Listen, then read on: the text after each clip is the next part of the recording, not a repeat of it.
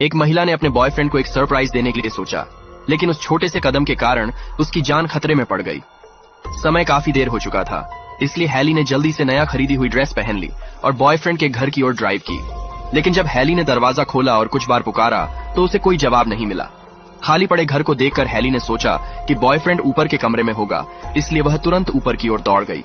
लेकिन जब उसने कमरे का दरवाजा खोला तो वहां भी कोई नहीं था। हैली को संदेह हुआ और उसने नीचे की ओर सुनी गई आवाज की ओर ध्यान दिया। उसे लगा कि बॉयफ्रेंड उसके साथ खेल रहा है, इसलिए वह जल्दी से आवाज की ओर बढ़ी। जैसे ही वह पीछे के यार्ड के एक छोटे से गेट के पास पहुंची, उसे लगा कि उसने आखिरकार बॉयफ्रेंड को खोज लिया है। उसने गेट खोला और अंदर चली गई, लेकिन वहां भी कोई जवाब नहीं मिला। हैली ने चारों ओर देखा और उसे दीवार पर कई लापता लड़कियों की तस्वीरें मिली। हर तस्वीर के साथ एक जीवित और एक मृत तस्वीर थी, जिसे देखकर हैली की धड़कनें तेज हो गईं। लेकिन यह सबसे भयानक बात नहीं थी। जब हैली ने अंतिम तस्वीर की ओर देखा तो वह अपनी खुद की तस्वीर थी और उस तस्वीर में एक कील लगी हुई थी जो दिखा रही थी कि वह अगली शिकार है। हैली को अपनी आंखों पर विश्वास नहीं हुआ और जब वह सोच रही थी कि क्या किया जाए, तभी अचानक दरवाजे से एक व्यक्ति अंदर आया। वह व्यक्ति कोई और नहीं बल्कि उसका बॉयफ्रेंड जॉन था। जॉन ने दरवाजा अंदर से लॉक कर दिया और हैली के दिल की धड़कनें तेज हो गईं। उसने हैली को छोड़ने की गुहार की, लेकिन जॉन ने कहा कि वह उसे अपने साथ शादी के लिए ले जाएगा। हैली डर के मारे पीछे हट गई और बोली कि वह सोचने के लिए समय चाहती है, क्योंकि उसने जान लिया था कि जॉन जैसे मजबूत आदमी के सामने प्रतिरोध करने से केवल उसकी मौत की संभावना बढ़ेगी। इस बीच जॉन ने अपनी जेब से एक शादी की अंगूठी निकाली, जिससे हैली की हालत और भी खराब हो गई। लेकिन अचानक हैली के बैग में फोन बज उठा। वह अपनी बेटी का कॉल था जो बाहर खेल रही थी। लेकिन हैली जॉन के सामने मदद नहीं मांग सकती थी, इसलिए उसने अपनी बेटी को बताया कि वह थकी हुई है और जल्दी सो जाएगी। यह साधारण बातचीत ने उसकी बेटी को संदेह में डाल दिया, क्योंकि उनकी मां ने आपात स्थिति के लिए एक कोड तय किया था, जिससे बेटी ने तुरंत पुलिस को फोन किया।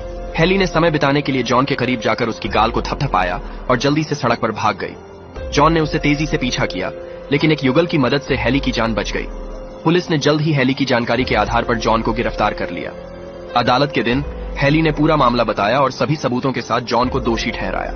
लेकिन जॉन ने अन्य पीड़ितों के शवों के स्थान नहीं बताए, इसलिए उसे उम्र भर की सजा सुनाई गई। अजीब बात यह थी कि जॉन के चेहरे पर कोई डर की झलक नहीं थी, जिससे हैली को ठंड लग गई। इसके बाद हैली और उसकी बेटी ने सामान्य जीवन जीना शुरू किया, लेकिन खुशी का समय लंबा नहीं चला।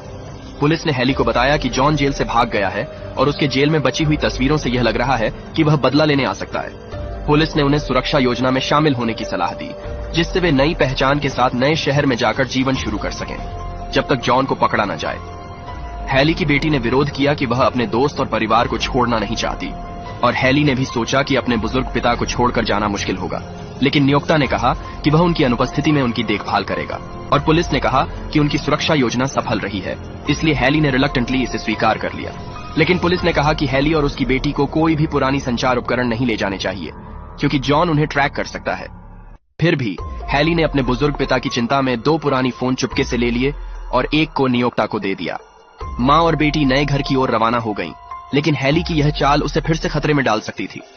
हैली ने यह जान लिया कि उसका बॉयफ्रेंड एक बड़ा मनोवैज्ञानिक है, और जब वह सीधे टकराव से बचने के लिए उसने प्यार का नाटक किया और जॉन को धक्का देकर भाग गई और पुलिस को बुलाया। लेकिन जल्दी ही पुलिस ने बताया कि जॉन ने जेल से भागने का तरीका निकाल लिया। डर के मारे हैली और उसकी बेटी ने छोटे शहर को छोड़कर दूसरे शहर में नए जीवन की शुरुआत की।